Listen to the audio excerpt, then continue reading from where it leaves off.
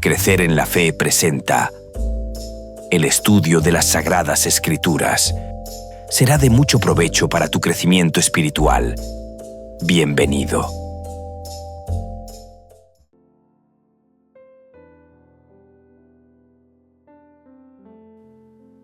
¿Qué pasaría si te dijera que las historias de amor más poderosas jamás contadas no están en novelas ni en películas, sino en la Biblia?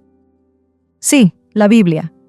Un libro sagrado, lleno de batallas, milagros, profecías y también de amor. Amor verdadero, amor sacrificado, amor eterno. Desde el Edén hasta el Apocalipsis, las páginas de las Escrituras están impregnadas de historias que reflejan el corazón de un Dios apasionado por redimir a su pueblo. Y en medio de todas esas historias está el matrimonio. Más que un simple contrato, más que una ceremonia hermosa o una tradición. El matrimonio, según el diseño original de Dios, es una escuela divina que nos enseña grandes verdades eternas. El matrimonio, un espacio sagrado donde aprendemos, caemos, sanamos, crecemos, donde descubrimos el amor de Dios reflejado en lo cotidiano. Pero hoy, muchas veces el verdadero propósito del matrimonio se ha distorsionado.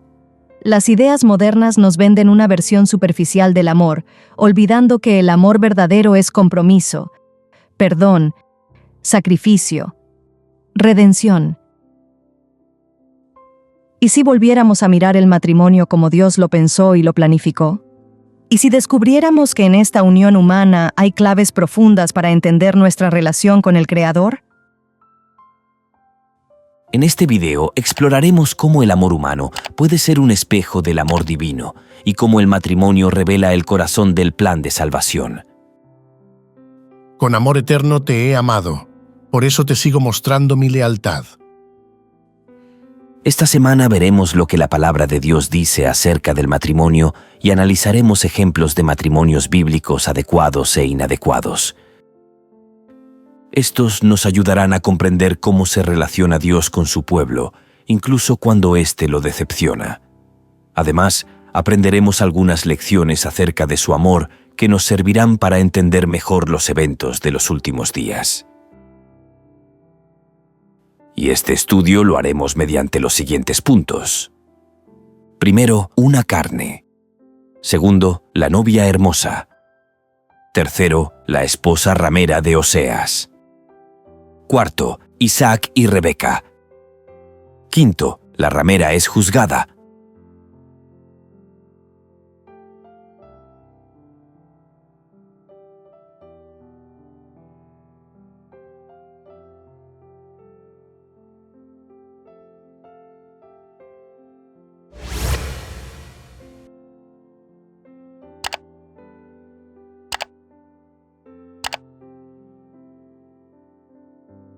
Una carne.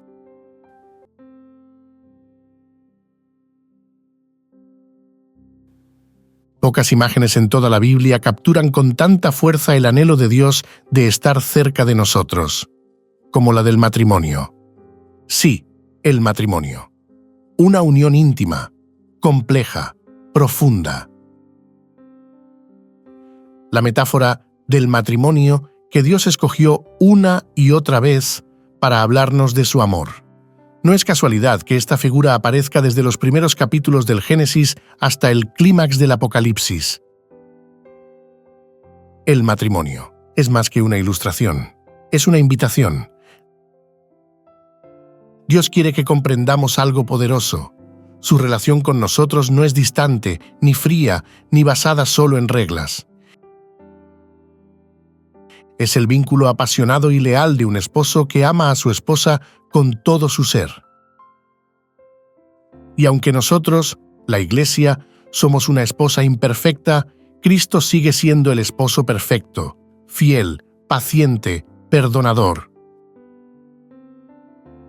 El matrimonio humano, con todas sus luchas y bellezas, puede enseñarnos algo profundo sobre cómo ama Dios, sobre cómo nos busca y sobre cómo, al final de la historia, celebrará con nosotros las bodas del Cordero.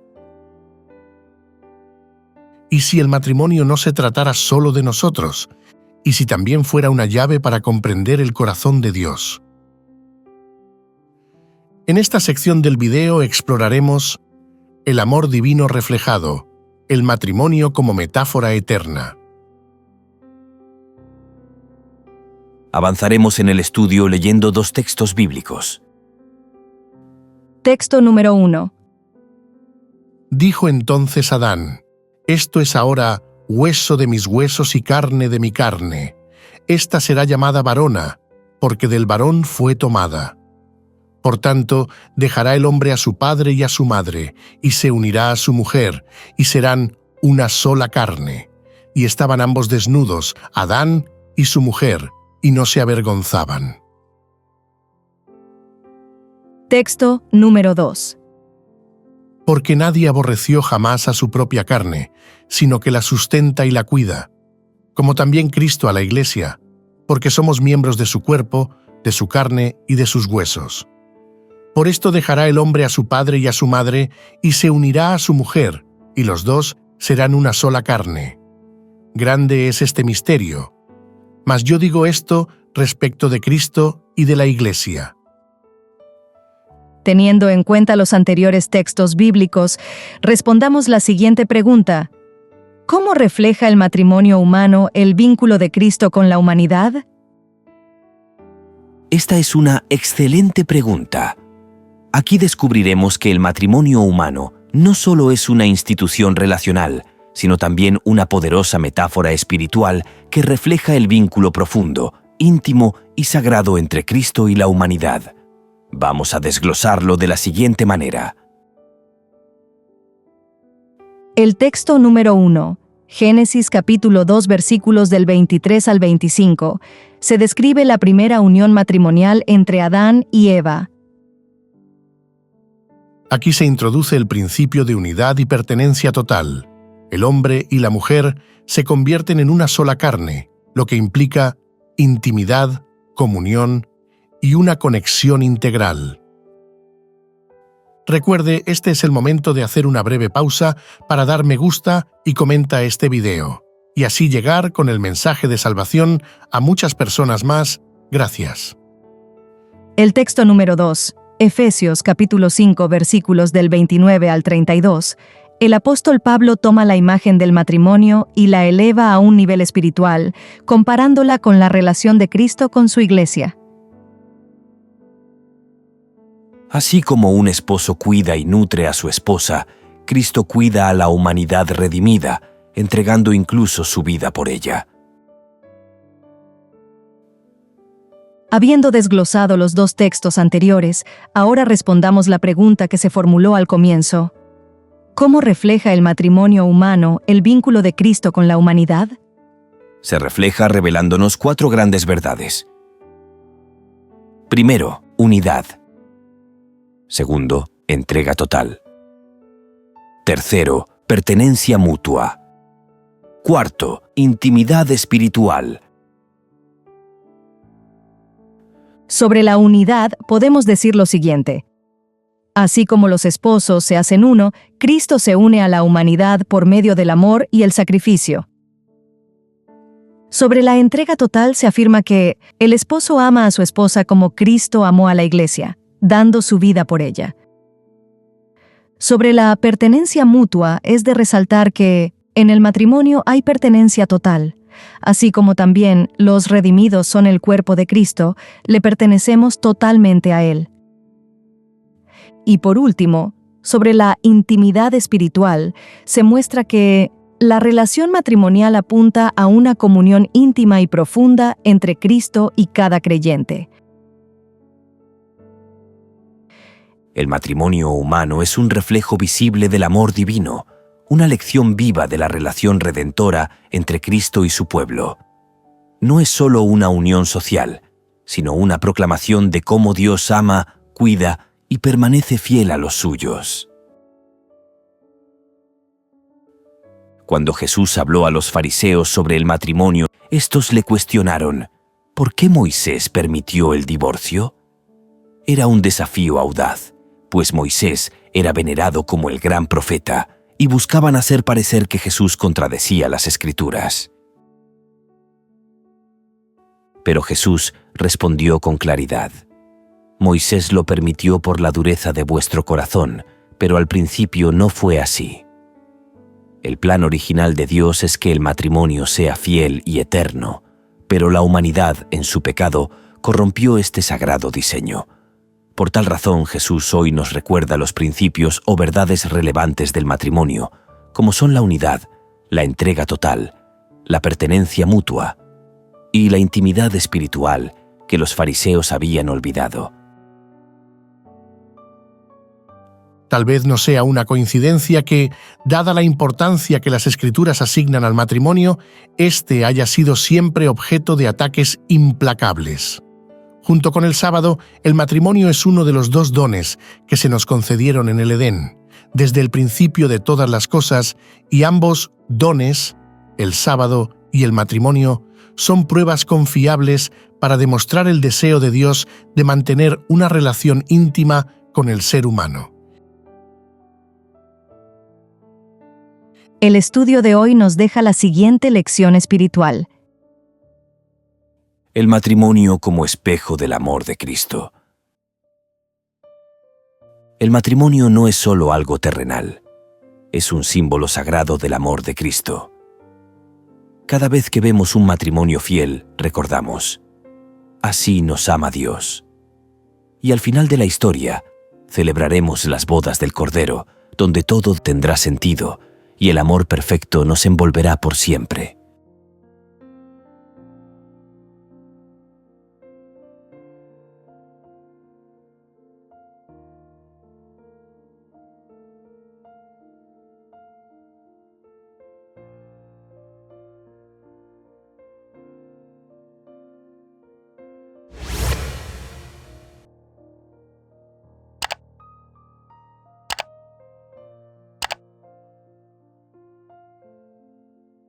La novia hermosa.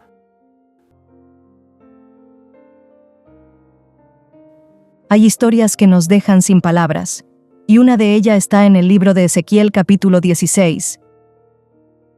Una imagen impactante, dolorosa, sorprendente, la nación de Israel representada como una niña recién nacida, abandonada en un campo, sin nombre, sin protección, sin futuro. Pero entonces Dios pasa, y no puede seguir de largo. Él la recoge, la limpia, la cuida, la cría como suya, y cuando ha crecido, cuando ya es mujer, se casa con ella. Una historia que va más allá de lo humano, una unión matrimonial inusual, divina, marcada por la compasión, el compromiso y un amor que transforma.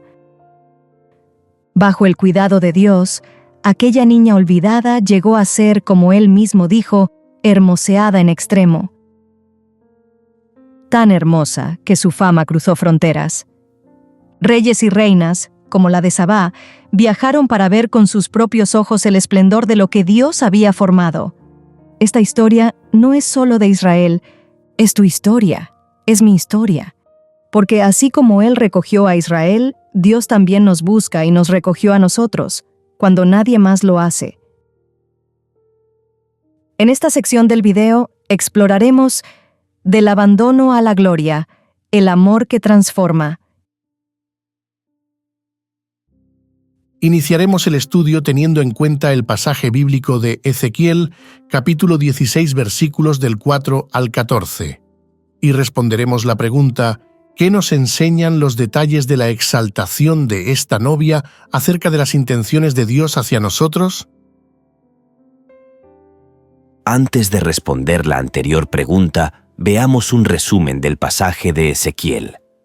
Dios describe a Jerusalén, representando a Israel, como una niña recién nacida, abandonada, ensangrentada, sin cuidados ni afecto. Pero Él pasa, la ve en su indefensión y decide amarla. La limpia, la cuida, la hace crecer, y cuando llega a ser mujer, la desposa y la adorna con belleza y honra. La cubre de oro, lino fino y joyas preciosas. La transforma en una reina. Ahora sí respondamos, ¿Qué nos enseñan estos detalles sobre las intenciones de Dios hacia nosotros? Nos deja varias enseñanzas relevantes. Primero, Dios nos ve cuando nadie más lo hace. Segundo, su amor no depende de nuestro valor aparente. Tercero, Dios no solo nos salva, nos transforma. Cuarto, nos llama y nos convierte en su esposa. Quinto, Él busca restaurar lo perdido. Dios nos ve cuando nadie más lo hace. Él se inclina hacia nosotros cuando estamos en nuestra peor condición, rechazados, sucios, heridos, sin identidad. Su amor no depende de nuestro valor aparente. Dios no ama porque ve algo especial. Su amor nos hace especiales, nos levanta de la nada y nos da dignidad. Dios no solo nos salva, nos transforma. No se conforma con limpiarnos, nos embellece, nos exalta, nos cubre de gloria. Quiere que seamos reflejo de su carácter. Nos llama y nos convierte en su esposa. Este no es un amor distante o condicional. Es cercano, fiel, comprometido. Nos da su nombre, su pacto, su protección. Él busca restaurar lo perdido. Aunque el mundo nos descarte, Dios nos restaura y nos da un lugar de honor. Podemos concluir que los detalles de la exaltación de esta novia revelan un Dios apasionadamente redentor, que nos toma en nuestra miseria y nos corona de gloria.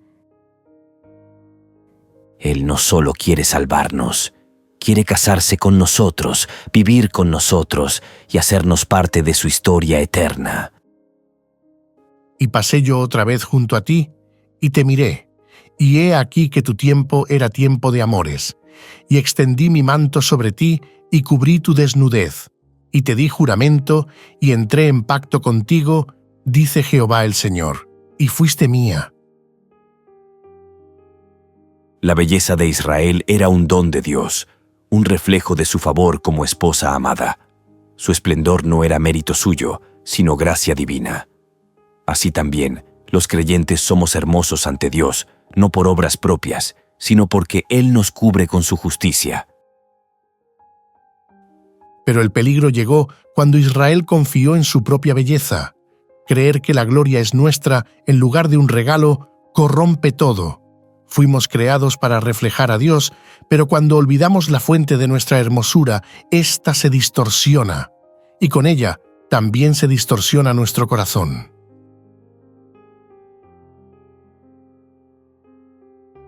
El estudio de hoy nos deja la siguiente lección espiritual.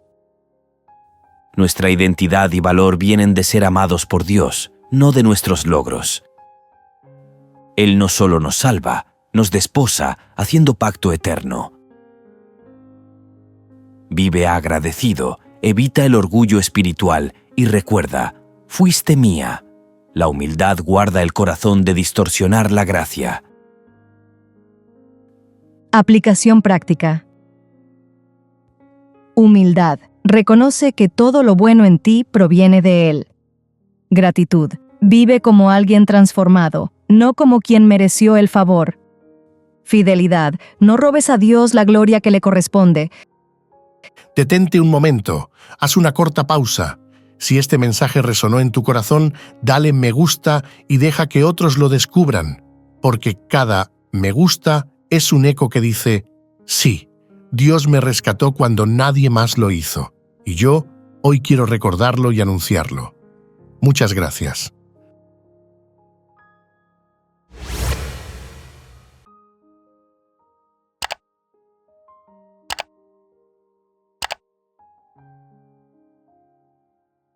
La esposa ramera de Oseas.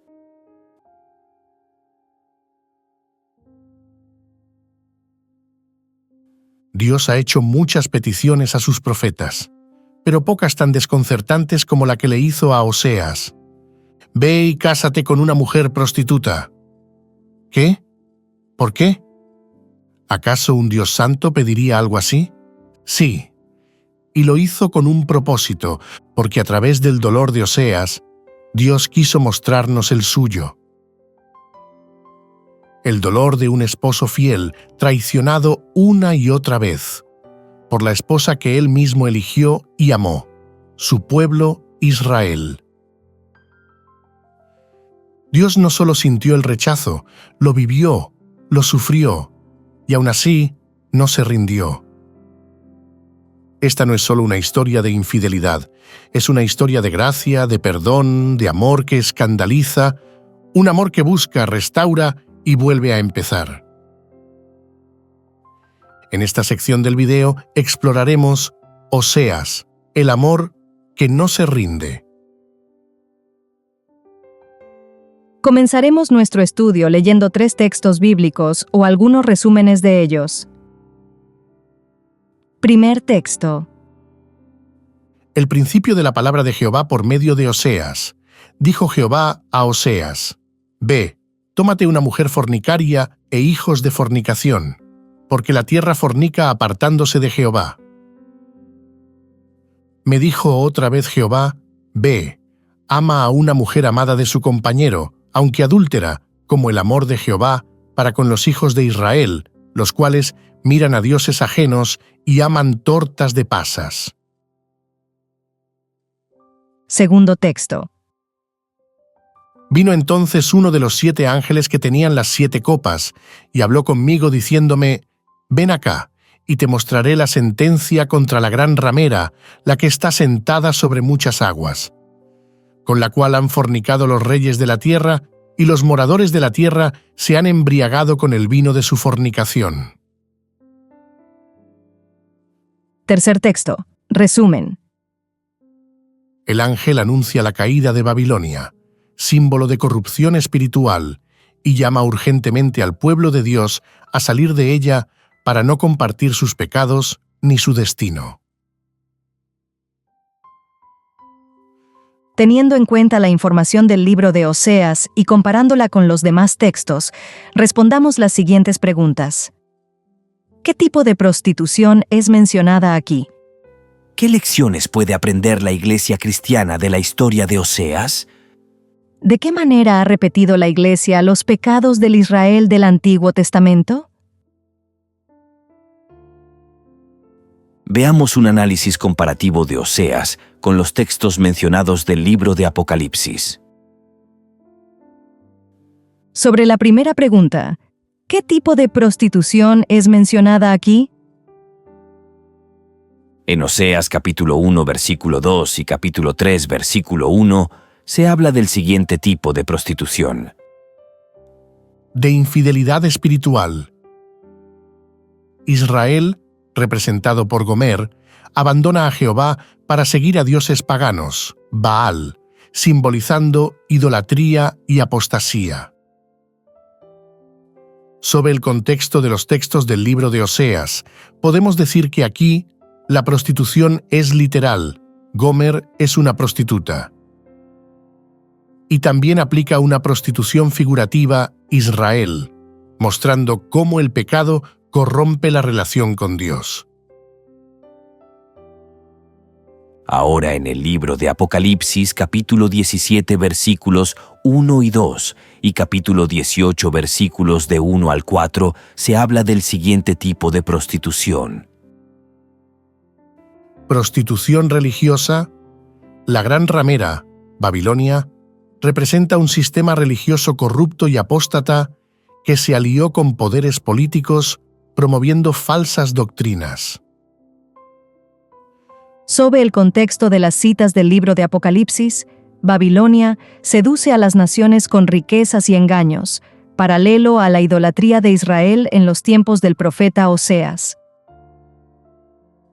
Podemos concluir que ambos pasajes describen infidelidad a Dios mediante alianzas corruptas con ídolos o poderes mundanos. Sobre la segunda pregunta, ¿qué lecciones puede aprender la Iglesia cristiana de la historia de Oseas?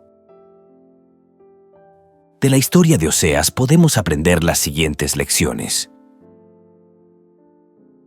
Primero, el amor de Dios es inquebrantable. Segundo, la idolatría moderna es sutil. Tercero, Dios hace un llamado al arrepentimiento. Sobre la primera lección, el amor de Dios es inquebrantable. Oseas compra a Gomer por 15 monedas de plata y una carga y media de cebada, simbolizando la redención de Cristo. Nos compró con su sangre. Como iglesia debemos recordar que, a pesar de nuestros fallos, Dios nos restaura día a día. Sobre la segunda lección, la idolatría moderna es sutil.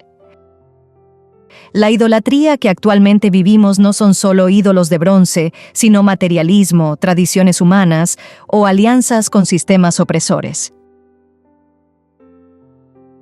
Sobre la tercera lección que se nos deja a nosotros como iglesia es que Dios hace un llamado al arrepentimiento.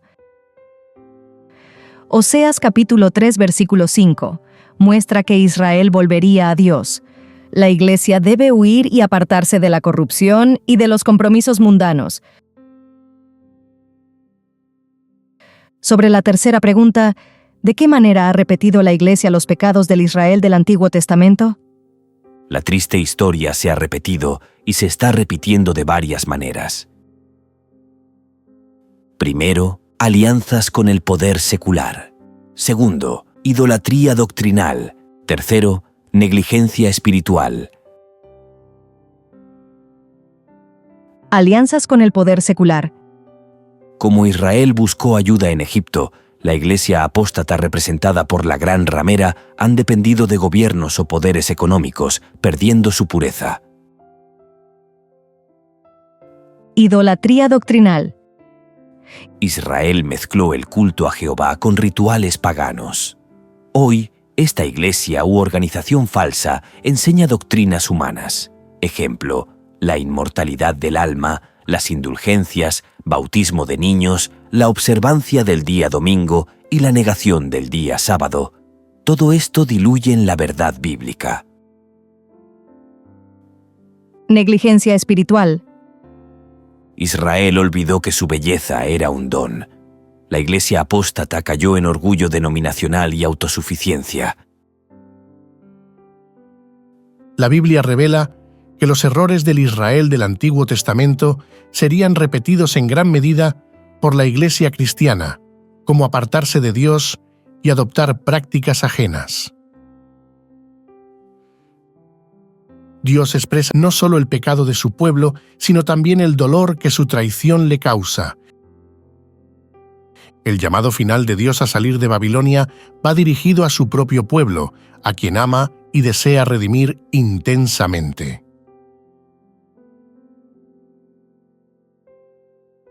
El estudio de hoy nos deja la siguiente lección espiritual. El amor fiel de Dios en un mundo infiel. El amor fiel de Dios nos llama a dejar nuestra infidelidad y volver a Él antes que sea demasiado tarde.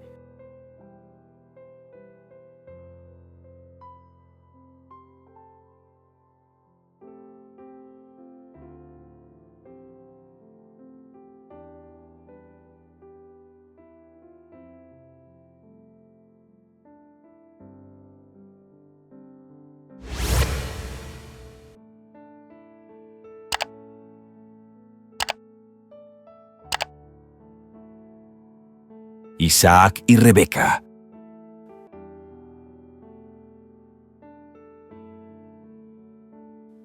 Abraham era ya anciano, y mientras contemplaba las estrellas que un día Dios le mostró, seguía aferrado a una promesa. Tendrás descendencia como las estrellas incontables del cielo. Pero ahora había algo más que lo preocupaba. ¿Con quién se uniría su hijo? ¿En qué fe crecerían sus nietos? No era un asunto de raza o nación, era una cuestión del corazón, de fidelidad, de adoración. Abraham sabía lo peligroso que era mezclarse con los pueblos cananeos, sumidos en idolatría y prácticas corruptas. Sabía que una unión equivocada podía desviar el curso de toda una promesa. Y no se equivocó. La historia del pueblo de Dios está llena de momentos en que, en lugar de transformar al mundo, el mundo los transformó a ellos. Incluso el día de adoración que Dios estableció, sábado, fue sustituido por una costumbre pagana, y esta mezcla, aún hoy, sigue influyendo en las decisiones del pueblo de Dios. Pero hay esperanza, siempre la ha habido. En esta sección del video exploraremos una decisión, el legado de Abraham y la fidelidad en los tiempos finales. Este estudio lo vamos a iniciar leyendo un texto bíblico del libro de Génesis. Era Abraham ya viejo y bien avanzado en años, y Jehová había bendecido a Abraham en todo. Y dijo Abraham a un criado suyo, el más viejo de su casa, que era el que gobernaba en todo lo que tenía: Pon ahora tu mano debajo de mi muslo, y te juramentaré por Jehová, Dios de los cielos y Dios de la tierra, que no tomarás para mi hijo mujer de las hijas de los cananeos, entre los cuales yo habito, sino que irás a mi tierra y a mi parentela, y tomarás mujer para mi hijo Isaac. Teniendo en cuenta el texto anterior, respondamos la pregunta: ¿por qué era tan importante para Abraham que su hijo no se casara con una de las hijas de los cananeos? Era muy importante para Abraham que Isaac no se casara con una cananea por 3 razones fundamentales. Primero, razón espiritual, proteger la pureza del pacto. Segundo, razón profética, preservar el plan de salvación. Tercero, razón moral, evitar la corrupción. Razón espiritual, proteger la pureza del pacto. Abraham sabía que los cananeos eran idólatras y adoradores de dioses falsos como Baal y Astarot. Un matrimonio con ellos habría expuesto a Isaac a influencias paganas, comprometiendo el linaje del Mesías. La Biblia enseña que la Iglesia debe vivir sin alianzas con el mundo. Este principio es aplicable actualmente al matrimonio mixto con incrédulos, que puede debilitar la fe y la misión familiar. Razón profética, preservar el plan de salvación. Isaac era el heredero de las promesas divinas. Su esposa debía ser parte del pueblo de Dios para mantener pura la simiente santa. Rebeca, al creer en el mismo Dios, aseguró la continuidad del plan redentor. La elección de Rebeca refleja la importancia de unir creyentes comprometidos, algo que la Iglesia enfatiza para familias que honren a Dios. Razón moral, evitar la corrupción. Las prácticas cananeas incluían inmoralidad sexual y sacrificios humanos. Abraham quería evitar que su familia adoptara estos pecados. Los creyentes advierten contra alianzas que corrompan los valores bíblicos. El matrimonio con una creyente, como Rebeca, garantizaba que Isaac criaría hijos en la verdad. Abraham no actuó por xenofobia, sino por fidelidad al llamado divino. Su decisión nos deja las siguientes enseñanzas. El matrimonio afecta la misión espiritual. Dios guía en la elección de pareja. La herencia de fe se protege con sabiduría. La prohibición de Abraham sobre el matrimonio con cananeos tenía motivos espirituales, evitar idolatría, no raciales. La historia muestra que el pueblo de Dios frecuentemente se ha contaminado al adoptar prácticas paganas, como el cambio del sábado al domingo.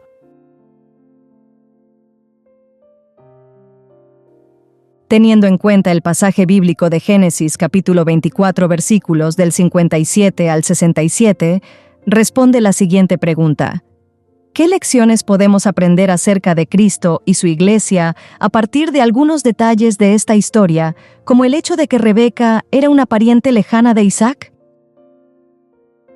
Las lecciones que nos deja sobre Cristo y su Iglesia en Génesis, capítulo 24, versículos del 57 al 67, son las siguientes. Primero, Cristo, como Isaac, busca una esposa de su mismo linaje espiritual. Segundo, la importancia del consentimiento voluntario. Tercero, un encuentro transformador. Cuarto, consuelo y unión en el hogar. Cristo, Como Isaac busca una esposa de su mismo linaje espiritual, se resalta que Rebeca era pariente de Abraham, lo que aseguraba continuidad en la fe. Cristo elige una iglesia que profesa su nombre y guarda sus mandamientos. Como Rebeca, la iglesia adventista es llamada a ser pariente espiritual de Cristo mediante la obediencia. La importancia del consentimiento voluntario. Vemos que Rebeca aceptó ir con Eliezer, mostrando libre albedrío. Cristo no fuerza a su iglesia, sino que la invita. La relación entre Cristo y la iglesia se basa en una entrega amorosa, no en coerción. Un encuentro transformador. Se observa a Isaac salir al campo a recibir a Rebeca, y ella se cubre el rostro en señal de reverencia y pureza. Así como Isaac esperaba a su novia, Cristo vendrá por su iglesia. La iglesia debe prepararse, cubierta con las acciones justas de los santos. Consuelo y unión en el hogar. Vemos que Isaac llevó a Rebeca a la tienda de su madre Sara y fue consolado. Cristo promete a su iglesia un hogar eterno y consuelo en su presencia. La relación con Cristo trae descanso y propósito. El estudio de hoy nos deja la siguiente lección espiritual. Como Abraham, los creyentes debemos priorizar la compatibilidad espiritual en el matrimonio, no solo la atracción emocional o ventajas sociales.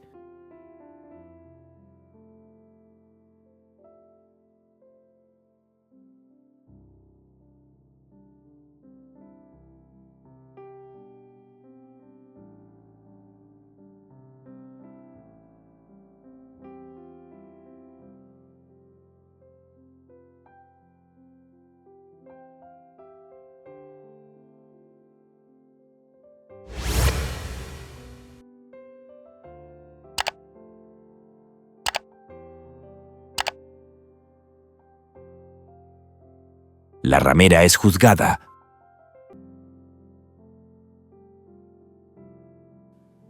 Dos celebraciones.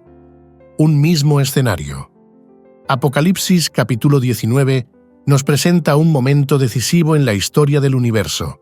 La caída definitiva de la gran ramera o la Babilonia simbólica y el inicio glorioso de las bodas del Cordero. ¿Cómo puede ser esto una celebración? ¿Cómo pueden la justicia y el amor armonizar en el mismo salón celestial? Porque el pecado ha causado estragos. La infidelidad espiritual ha traído dolor, muerte, separación, generaciones enteras marcadas por el sufrimiento. Dios ha esperado, ha llamado, ha extendido misericordia, pero llega un punto de no retorno. Un momento en el que seguir prolongando el dolor ya no tiene sentido. La justicia de Dios no es fría, es protectora, su amor no es permisivo, es transformador. Y mientras unos lamentan su rechazo, otros celebran el inicio de una eternidad restaurada, una unión que jamás será rota, el cumplimiento del amor más fiel y paciente que el universo ha conocido. En esta sección del video exploraremos la justicia y amor, las bodas del Cordero y el fin del dolor. Abordaremos nuestro estudio teniendo en cuenta Apocalipsis capítulo 19 versículos del 1 al 9, teniendo en cuenta este pasaje donde se celebran dos cosas simultáneamente. El fin de la ramera y las bodas de Cristo con su esposa, responde la siguiente pregunta: ¿cómo es posible que ambos acontecimientos sean en realidad y al mismo tiempo demostraciones del carácter justo y amoroso de Dios? Vamos a iniciar haciendo un análisis de los primeros 9 versículos de Apocalipsis capítulo 19. En este pasaje, Dios realiza dos acciones aparentemente contrastantes, pero perfectamente armoniosas. La primera acción de Dios es el juicio contra la gran ramera. Aquí se refleja la justicia de Dios. La caída de la gran ramera, Babilonia simbólica, muestra la justicia divina contra el sistema religioso apóstata que corrompió a las naciones. Babilonia representa sistemas religiosos apóstatas como los que rechazan el sábado o promueven falsas enseñanzas. Su destrucción es necesaria para purificar la tierra antes del reino eterno. La segunda acción de Dios son las bodas del Cordero. Aquí se refleja el amor de Dios. La iglesia, esposa, es declarada justa porque se vistió de lino fino, símbolo de la justicia de Cristo imputada a los fieles. Las bodas del Cordero celebran la unión eterna entre Cristo y su pueblo, redimido por gracia. Esto refleja el amor redentor de Dios. Ahora respondamos, ¿cómo ambas acciones demuestran el carácter de Dios? La justicia y el amor de Dios son inseparables. Dios destruye el mal, Babilonia, para proteger por siempre a su esposa, la Iglesia, de toda corrupción. Dios juzga el pecado, pero redime al pecador que acepta su gracia. Aquí se revela que Dios no es solo amor, permisivo, ni solo justicia, implacable, sino santo, en equilibrio perfecto. Ambos eventos, el juicio contra la gran ramera y las bodas del Cordero, muestran que Dios es justo al erradicar el pecado por siempre que daña a sus hijos. Dios es amor al rescatar y coronar a los que eligieron ser fieles. Terminaremos nuestro estudio teniendo en cuenta Apocalipsis capítulo 21, versículos del 1 al 4, y responderemos las preguntas. ¿Qué significa aquí la imagen del matrimonio y por qué está llena de esperanza y promesa?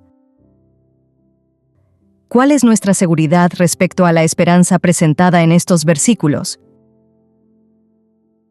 Al analizar Apocalipsis capítulo 21, versículos del 1 al 4, vamos a responder las dos preguntas por partes. Sobre la primera parte de la pregunta número 1, ¿qué significa aquí la imagen del matrimonio? Juan ve la Nueva Jerusalén que desciende como una esposa ataviada para su marido. Esta imagen simboliza o significa lo siguiente. Primero, la culminación del plan de redención. Segundo, intimidad perfecta. Tercero, restauración completa. La culminación del plan de redención. El matrimonio entre Cristo, el Cordero, y su Iglesia, la esposa, se consuma eternamente. Intimidad perfecta. Así como el matrimonio humano ideal implica amor, fidelidad y comunión, la relación entre Dios y su pueblo será sin barreras. Restauración completa.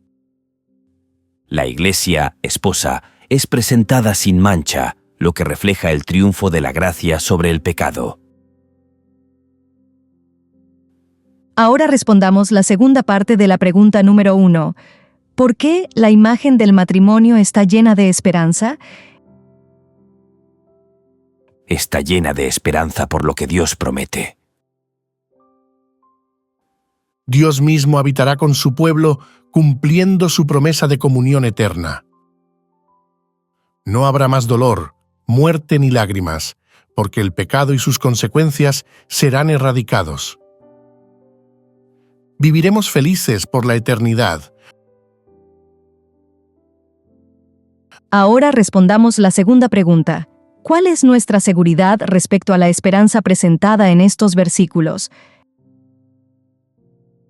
Nuestra seguridad respecto a esta esperanza está fundamentada en los siguientes aspectos. Primero, la fidelidad de Dios. Segundo, el juicio divino. Tercero, la resurrección y transformación de los justos. La fidelidad de Dios. El que está sentado en el trono dijo: «He aquí, Yo hago nuevas todas las cosas. Esto no es una metáfora, sino una garantía divina. Si te estás gustando este video, no olvides darle me gusta, dejar tus comentarios y sugerencias. Tu opinión es importante. El juicio divino en sus 3 etapas o fases: juicio investigador, comprobatorio y ejecutivo. El juicio investigador, que está en proceso y terminará con el fin del tiempo de gracia, el juicio comprobatorio en el milenio y la destrucción de Babilonia, juicio ejecutivo, aseguran que el mal no se repetirá. La resurrección y transformación de los justos. Los redimidos recibirán cuerpos incorruptibles, aptos para la eternidad. El estudio de hoy nos deja la siguiente lección espiritual. La perfecta armonía entre el amor y la justicia de Dios. Dios destruye el mal para darnos una eternidad de amor, mostrando que su justicia y misericordia son 2 caras de un mismo amor redentor.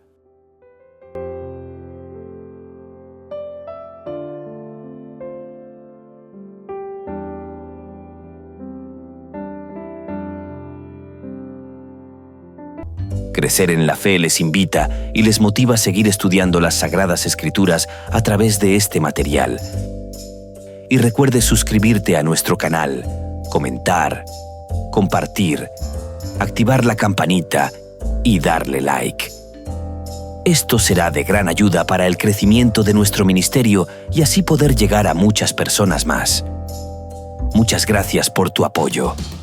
Dios te bendiga.